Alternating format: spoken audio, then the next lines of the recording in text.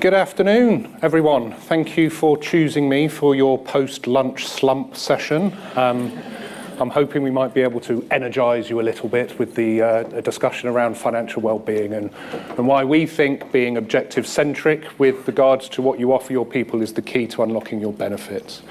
So let's jump straight in with what I think probably a lot of you in the room have been feeling a little bit, maybe over the last couple of years. Does that sound familiar?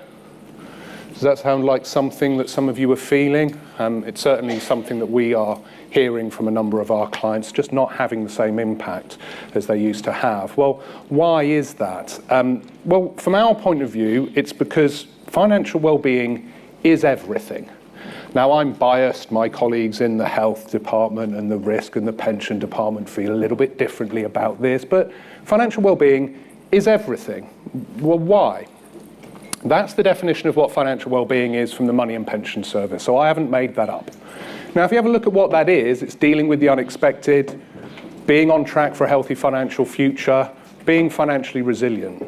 Which of the benefits that you have in place at the moment don't deal with those things? All of them deal with something to do with that. Whether it's providing people with security, with insurances, getting them back to work with health coverage, pensions, providing access to care services, thinking about how you get people back into work after career breaks. Everything is to do with financial well-being. So if you look at it from that point of view, you might start to consider financial well-being not as a benefit, not as an area that you need to tick a box, but more as a way of determining your benefit strategy. And then you need to start thinking about, well, is it fit for purpose? And that's where making it personal makes it matter. So does it fit? Does what you have fit? Well, to think about that, you need to be considering what it is that people do. And what they do is different. Intergenerational fairness. Is that something that's having an impact within your business?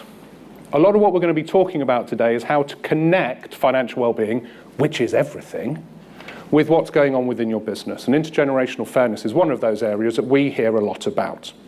So let's have a think about what that is. What are people doing? Information here from the Financial Conduct Authority Financial Lives Survey.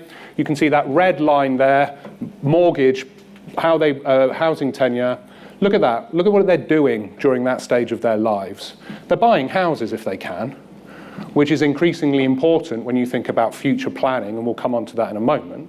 But that's what they're doing. What in your benefit suite at the moment is helping them do that? Because that's what the objectives of that demographic will often be. So when we think about multi-generational support, what we think about is the different groups that might have different requirements. We've split it simply, and you'll have seen stuff like this before. Have a think about your pension.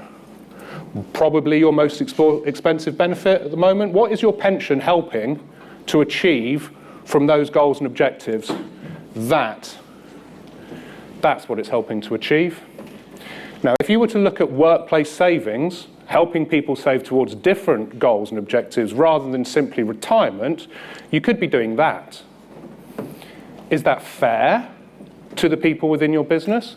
Do you have problems with attracting and retaining people within certain parts of your business? Is your benefit suite not having the impact that it used to have? Financial well-being is everything. So if you have a think about how you support that generally, there's financial education and all those bits and pieces, and we'll talk more about that. But this multi-generational support is an important element to things. Now, this might be a little bit like your organizational structure within your business, okay? That might be roughly how much time and effort you spend on organizing the benefits for those people within your business. I'd like to do a little test here. Hands up if your organization allows very high earners to use their pension allowance in a slightly different way, such as salary in lieu. Hands up if you do that. Okay, keep your hands up if you allow them to pay into a non-pension investment product. Keep your hands up if you allow young people to do the same thing. Intergenerational fairness, how's that going on? Okay, financial well-being is everything. So what does your workforce look like? This is a fast-moving consumer group that we work with. This is, roughly speaking, very simple demographics: age, earnings, male, female. What is that showing you? It's showing they've got a challenge keeping women in the business in certain areas. Why? Well, maybe it's about the support they offer people returning to business. Maybe it's about the fact that caring for people at the bottom and the top end of the age spectrum disproportionately impacts women in comparison to men. Why is that problem in place? If you consider one of the most important elements of financial well-being supporting people with a job, what is your benefit suite doing to support those goals and objectives of those people? Our benefit suite isn't having the same impact as it used to. Financial well-being is everything. So let's have a look a little bit more at gender. These are very common statements that we hear all the time. We're worried about the impact of COVID and the cost of living crisis. Is that anyone in the room? Of course it is. Okay, well, guess what? It impacts women more than it impacts men. Evidence from the Financial Conduct Authority Financial Life Survey. Another common sentiment we hear: our employees do not understand their pension. Guess what? It affects women more than it affects men. More evidence from the FCA. Similar concept here. Our colleagues' mental health, mental well-being is a priority. Every business in this room believes that. Guess what? It impacts women more than it impacts men. The fact of the matter is, financial well-being is a DE&I issue. If the things that are getting stuff done in your business are DE&I, financial well-being is a DE&I issue. It is. It's not questionable, it is. So if you're looking for things that bring stuff together, that have an impact on your benefit suite and that will get stuff done, if DE&I is often one of those, financial well-being is a DE&I issue. So one of the things I often get asked is, what's the first thing you should do? What's the most important thing you should do? Emergency savings. You'll hear a lot, I'm sure, over today about attraction, attention, all these different bits and pieces. People will leave you if you're not doing what they're right. That's all very well and true. The number one most impactful thing you can do is support emergency savings. Why? For all the reasons that are up there. I'm not going to go through them, but you can read. But they are the most impactful things. Not really what I'm necessarily here to talk about, but I've got a room of people that can make a difference, and that is the thing that will make the biggest difference. Objective, centric, context aware, making it personal makes it matter. So you need to think about what your people are doing. We've talked about some of the different ways that you can think about that. We've talked about intergenerational fairness. You need to consider people's personal circumstances. Now, this is more difficult. First thing you should use is data. And you have it already, and this is very, very important. You have a huge amount of personal data from your employees. You know their pay, you know their age, you know where they live, you know what benefits they're getting involved in, maybe. You have an awful lot of personal data already. Your employees know you have that data, and that's very important for this final part. When it comes to communications, what you really want is to be timely, relevant, and not creepy. Who here has received an email from a business you had no idea knew who you were? Who had no idea that they knew you were buying something? Get out of my inbox. Leave me alone. It's creepy. We all had that at some stage. You do not need to have that problem with your employees because they know that you know this about them. So you can use that data to understand the life stages they're in, the conversations that they're thinking about, the decisions that they've got to make, and target communications towards them that are going to help them meet their objectives. Self-promotion here, but hey, I'm up on stage, so I'm kind of doing that anyway. I wrote an article for REBA a while ago that started off by saying, I really hope my life insurance at work is on an accepted group life basis so that I don't have to worry about paying inheritance tax on my pension amount. Said no employee ever. They don't care. They want to protect their family, which is an objective. They want to feel safe, which is an objective. They want to be able to plan for the future, which is an objective. They don't care that you've shaved 5 basis points off their pension fund. They don't care. So why is your benefits not having a big an impact as they had? Because you're not speaking to the objectives of the people that work in your business. Bring that data together Consider what people are likely to be doing. You will be able to do this to one degree or another because everybody can, because there are available data sets that will allow you to have a decent understanding of this, even if you don't have any of the information. The Financial Conduct Authority Financial Life Survey is the first one you should go and get. So consider what people are likely to be doing and their challenges and their goals, and then bring those together in terms of providing them with the benefits that they need to do, the education and the tools that they have access to. Making it personal makes it matter. But context is also important. And I'm not going to lie to you, this bit is more difficult. I don't believe really there is an excuse to not having a good stab at what people's objectives are. I believe all of you can do that to one degree or another. I don't believe that there's a reasonable excuse not to do that. But you will sometimes get context wrong, and that's understandable because it's often hidden from the data. So let me give me a couple of examples. First is something that we did with a, again, fast-moving consumer group, same data sheet as previous, in fact. You might have a part-time, low-paid retail employee, and that's something that's easy for you to identify within the data. What's not easy for you to identify within the data is whether that person is the only or second wage earner within their family, and those are two fundamentally different situations to be in. That context matters, and you have to think about, can you service both of those people within what you offer them in terms of education and in terms of benefits, because those two are fundamentally different people. Another example at possibly the other end of the spectrum, we did some work with a legal firm recently, different one that we quoted earlier on. Newly qualified lawyer, great earnings, huge future earnings potential. You can identify that with the data that you will hold about them. Do you know if they're first generation lawyer or not? That first generation lawyer is probably already earning more money than their parents have ever earned. That is a very, very different financial situation from somebody who is second or third generation lawyer. They can't go and speak to daddy's financial advisor. Have to be context aware if you can. Think about the circumstances that people are in rather than simply the data. But it is more difficult. We can't get away from the fact it is more difficult. But if you're aware of it, you're more likely to be able to deal with it. It is a bit more difficult to understand. Now, this is probably something you might not hear a lot of today, but I fundamentally believe this. Your employees are engaged. How many people have heard over the last day that, oh, employees aren't engaged? Yeah, you hear that all the time. Employees are. They are.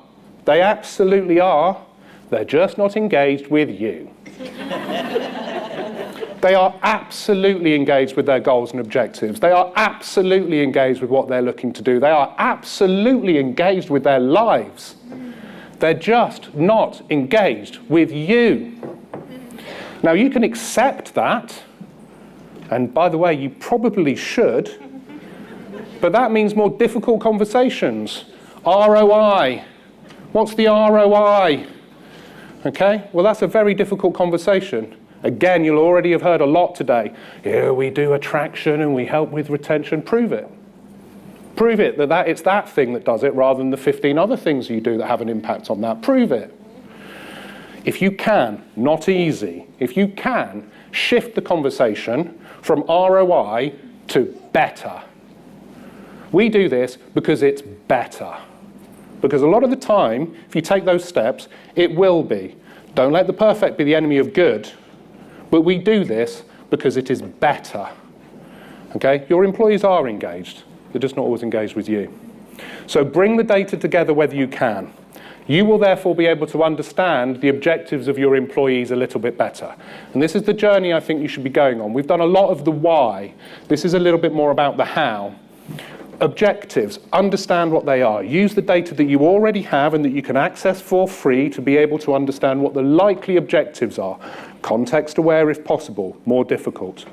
Oh, just an example of that. We recently did that legal firm I was talking about earlier on, that conversation we had about first and second generation lawyers, came as a result of work that we did with their social mobility working group, not through HR, not through award, not through people. So if you've got access to those kind of groups within your business, working parties that work at different things, connect with them. Try and understand what the objectives of people within that groups will be. Might give you a little bit more context, so it's just something to bear in mind. So if you can understand what people's objectives are, or take a good chance at understanding, What behaviours do they need to exhibit to improve the likelihood of meeting their objective? What do you need them to actually do? Now, this is the third part, and this is the bit that is most often forgotten. What skills do they need to be able to exhibit the behaviour that you need them to be able to exhibit to achieve the objective? What skills do they need? Now, that's super important. If you keep telling them, you need to do this, you need to do this, you need to do this, and you don't help them understand how to do this, what are you actually doing? You're telling them off. You're just telling them off. And I can tell you, I've got a 4.5-year-old daughter. She does not listen to people who just tell her off. Okay? So you need to help them with the how do you do stuff rather than just the what they need to do. And again, my colleagues in brokering would tell you otherwise, but I'm sorry, they're wrong. The last thing your employees care about are the tools, but you need to give them to them. The tools are the benefits. It's that top bit you need to own. The tools, that's the simple stuff. That's the accepted group life that no one cares about. Okay?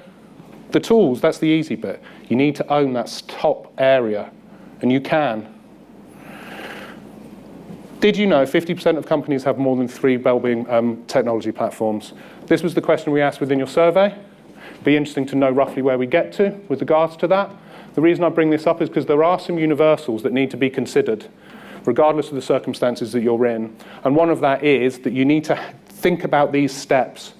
Think about where and how many different places are you sending people. Go here for this, go here for that, go here for that. If you can start bringing stuff together, whether it's information that you signpost, whether it's journeys that you can send them on, whether it's grouping different benefits from different providers into something that helps with that objective, if you can signpost them to skills that you can provide them with, if you can bring that together, that will make a big difference. All of you will be able to do some of that in one way or another. Many of you probably are. The complexity will depend upon budget and the circumstances you're in. But within reason, all of you can do those kind of things. Those are universals that everybody should consider. Audit what you can access, not what you have. Because all of you can access things you're probably not accessing at the moment in terms of money helper, money advice service, all sorts of different bits and pieces, access information from existing providers that they will be able to do, Financial Conduct Authority, Financial Lives Survey, I've mentioned it many times, but you should really be getting on top of that kind of stuff. Try and target that support when you can, make sure your engagement is timely, relevant and not creepy, and look to bring it together. Objectives, behaviours, skills, tools. By doing those things, you will be more likely to speak to what it is your employees are looking to do. You'll be more likely for your employees to be able to take action. You'll be more likely to be able to support them. And hopefully, your benefits package might start having the impact that it used to. And the reason for that is financial well-being is everything. The data can inform your decisions. I wanted to just point this out. This is a pretty extreme example. One of the world's leading soft drinks companies, you'll know them, using some of the data that we had and some of the tools that we provided them with, they were able to take the data that we had and decide not to furlough some of their employees during COVID, because they were able to model the costs associated with those business units. That's the kind of stuff, that's impactful decision making that you can have. The impact on those people of not losing those jobs is huge. You have a lot of data. Please try and use it to inform the decisions you have.